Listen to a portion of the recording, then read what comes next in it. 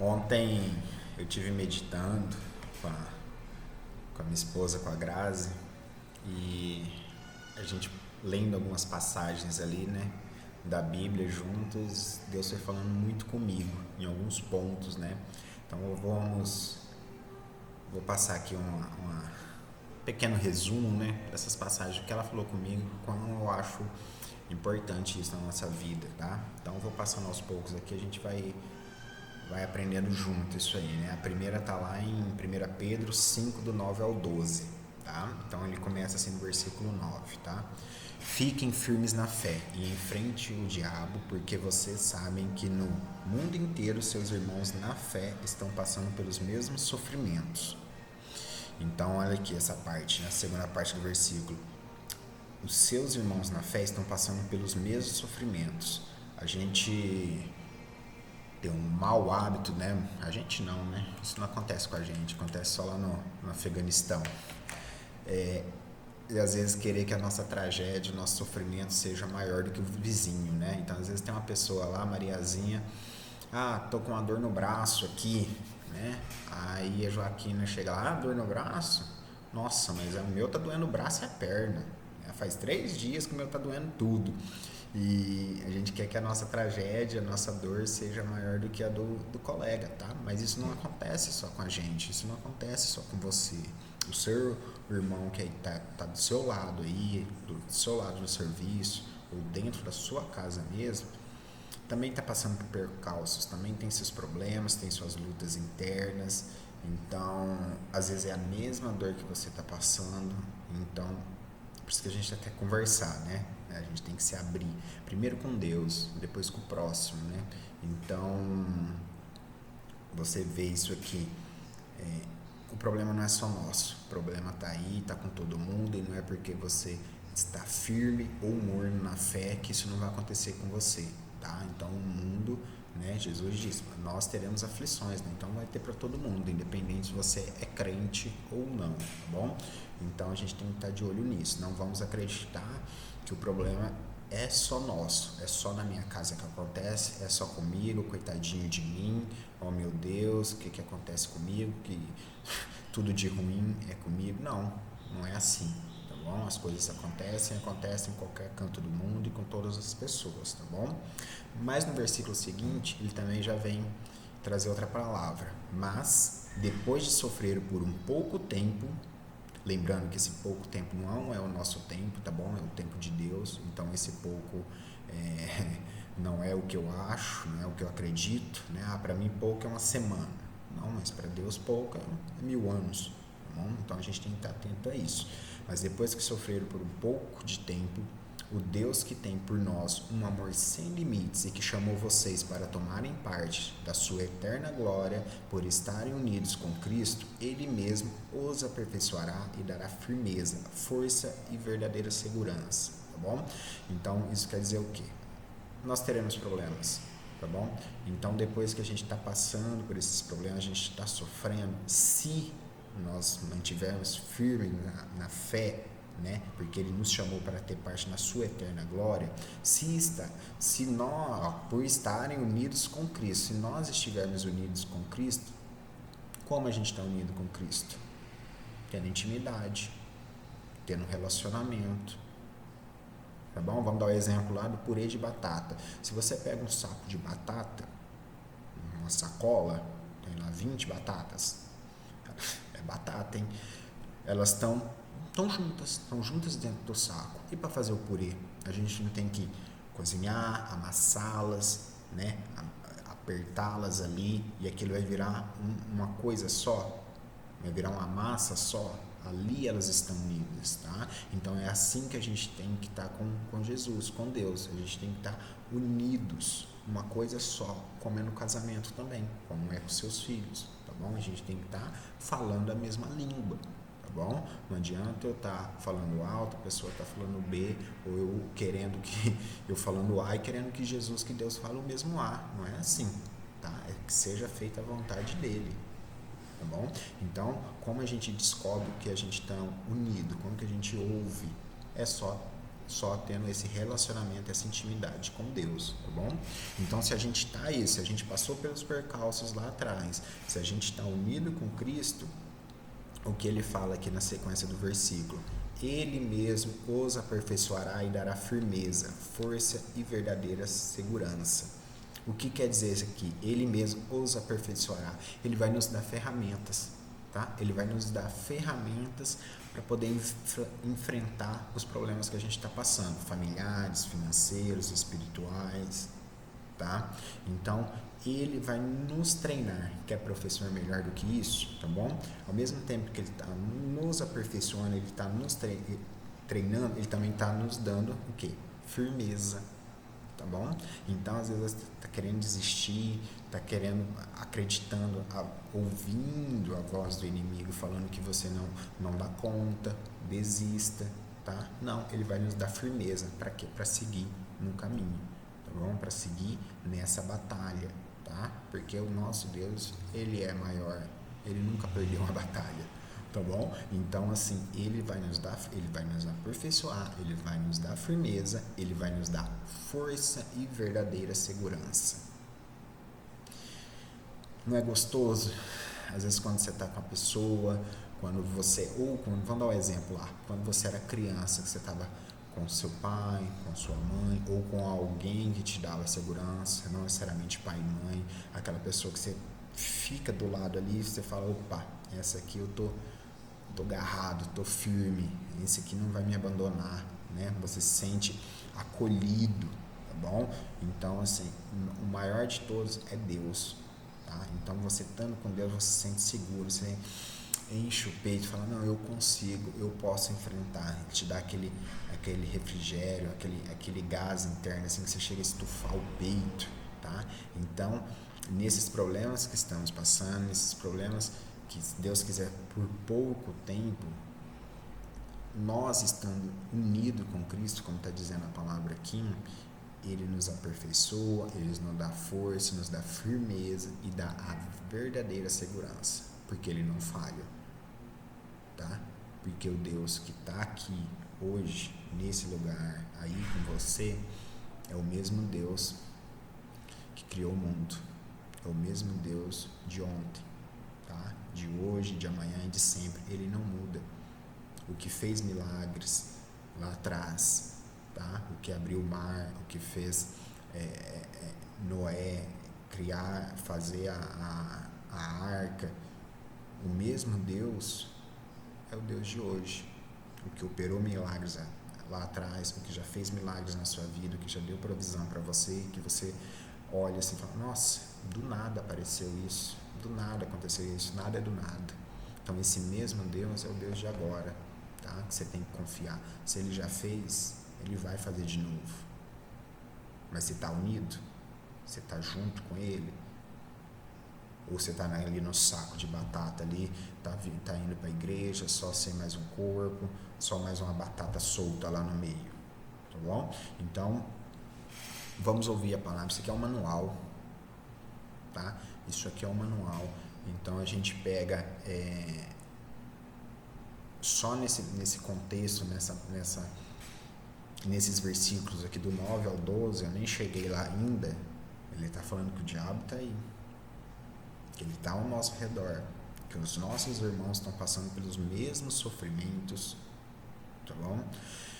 Mas depois do sofrimento, se estamos unidos, ele vai nos capacitar, ele vai nos treinar, ele vai nos dar força, firmeza e verdadeira segurança, amém? Na continuação aqui, ele continua, Pedro aqui, né? Ele fala, vamos lá, deixa eu abrir aqui de novo. Escrevo para vocês essa pequena carta com a ajuda de Silas, a quem eu considero um fiel irmão na fé. Quero animá-los e dar o meu testemunho de que bênçãos que vocês têm recebido são uma prova verdadeira da graça de Deus. Continuem firmes, pois nessa graça. Todo dia, meu irmão, a gente tem bênçãos, tá? Então, essas bênçãos que você está recebendo, que eu estou recebendo a provisão nesse momento de Deus, que não tem outra justificativa a não ser isso, tá? A não ser a provisão divina, eu tenho certeza que você está recebendo, que você já recebeu, tá? Seja uma oferta de emprego que você não estava esperando, seja uma provisão, nem sempre é financeira, tá? Pode ser o abraço do irmão, pode ser você chegando no serviço e uma palavra de apoio, tá? Que você estava precisando, às vezes nem de uma pessoa que você nem esperava, ali na sua casa, um carinho de um filho, tudo isso é provisão divina, tá? A saúde que você tem, tá bom? O alimento que você tem na sua mesa, pode não ser pouco, pode ser pouco, né? Às vezes não é o que você queria, não é o churrasco toda semana, mas você tem, não está te faltando nada ainda. Então, esse pouco também é provisão de Deus, tá bom? Também é graça de Deus, também é bênçãos que está vindo dali, certo? Então, a gente costuma olhar para o lado e não está vendo as coisas boas que estão acontecendo na nossa vida, tá? Então, Deus fala aqui, anima-los, quero animá-los e dar o meu testemunho de que as bênçãos que vocês têm recebido são uma prova verdadeira da graça de Deus. Não acredita que é o Joãozinho que está te ajudando, a Mariazinha, que é o seu salário, está pagando suas contas? Sim, é seu salário, está pagando suas contas. Mas quem está permitindo isso é Deus. Quem está deixando, quem colocou você nesse emprego, seja você pensando, seja ruim ou bom, foi Deus que colocou aí. Tá? E aí que também a gente tem que ser fiel, né? Aí já é outra conversa, tá bom? Ser fiel no pouco, né? Para depois ser fiel no muito, tá? Mas aí já é outro assunto, foge um pouquinho aqui. Mas temos que, apesar desses percalços, continuarmos firmes, tá bom? Firmes. Problemas vamos ter, ele vai nos capacitar, ele vai nos treinar, e a gente estando firme, ele na sequência ele está falando que está vindo bênção, está vindo graça. Tá? Se já está vindo aqui, por que eu vou desistir? Vamos continuar. Então eu estou sendo abençoado, tá bom? E aí que a gente linka lá para Lucas, do capítulo 8, versículo 12 ao 15, tá bom? Aqui ele explica a parábola da semeadura, né? Vou ler aqui esse trecho e depois a gente vai no contexto, tá bom? Então vamos lá no versículo 12. As sementes que caíram na beira do caminho são as pessoas que ouvem a mensagem. Porém o diabo chega e tira a mensagem do coração delas, para que não creiam e não sejam salvas.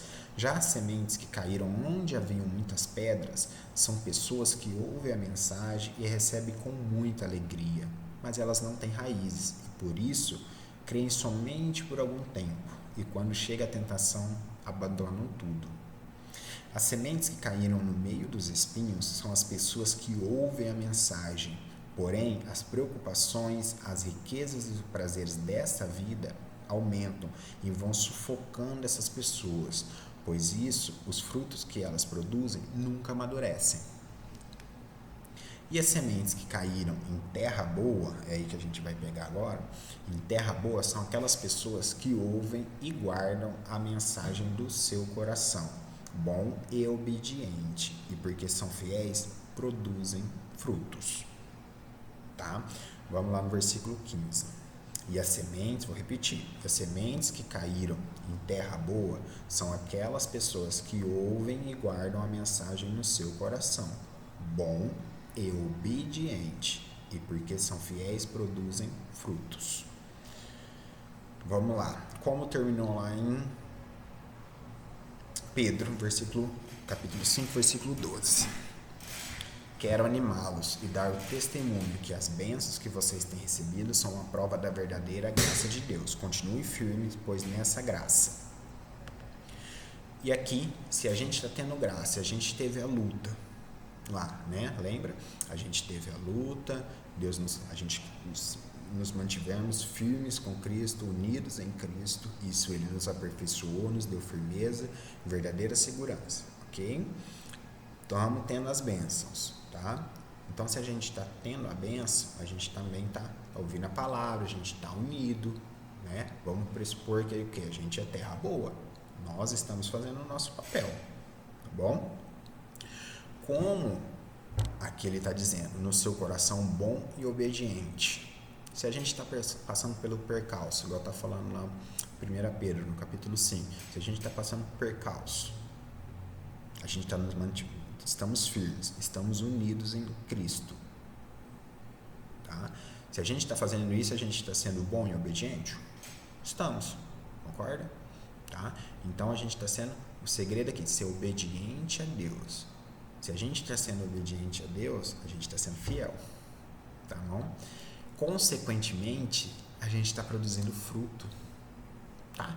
Então, às vezes, a gente está vendo aquela pessoa que está ali na igreja, né? Que é uma pessoa correta, que é uma pessoa que, aos nossos olhos, está fazendo tudo perfeito. Vai lá, dizima, vai tudo. Aos nossos olhos está tudo perfeito, tá bom?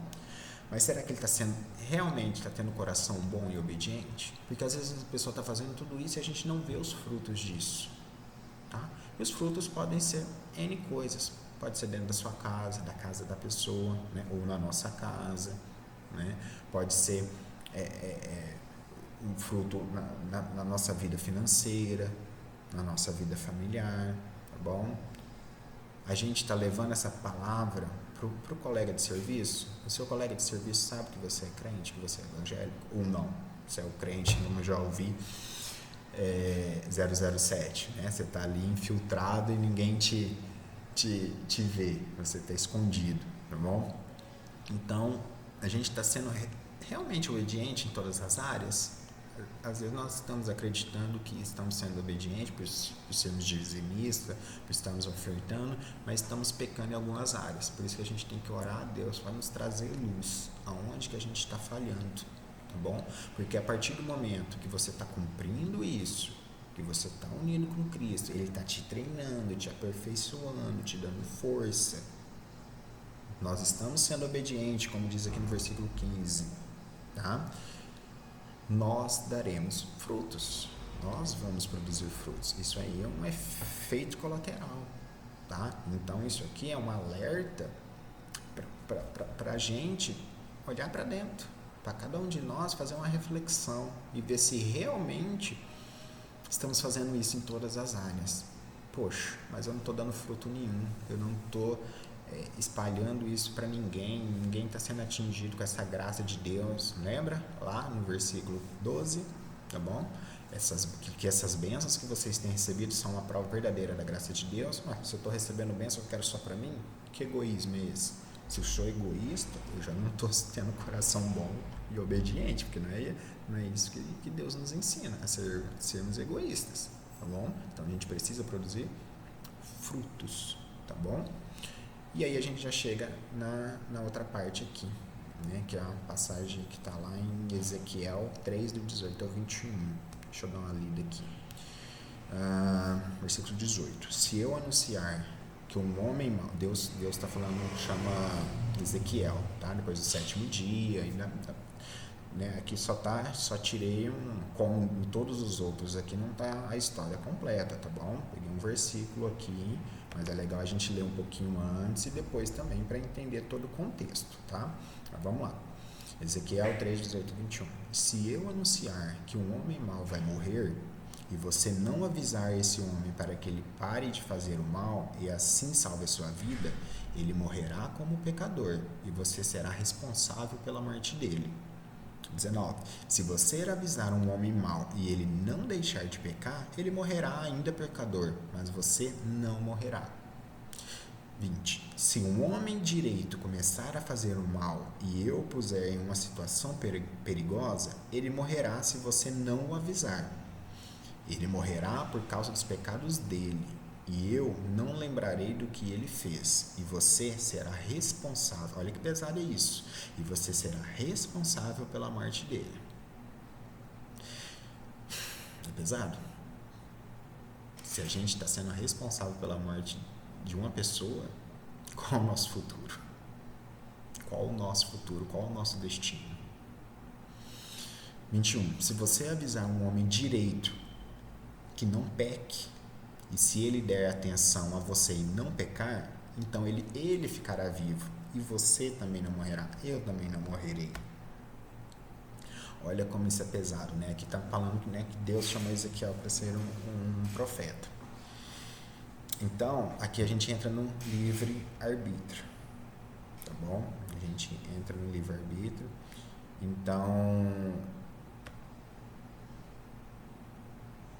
o que a gente pode, como que eu vou dizer?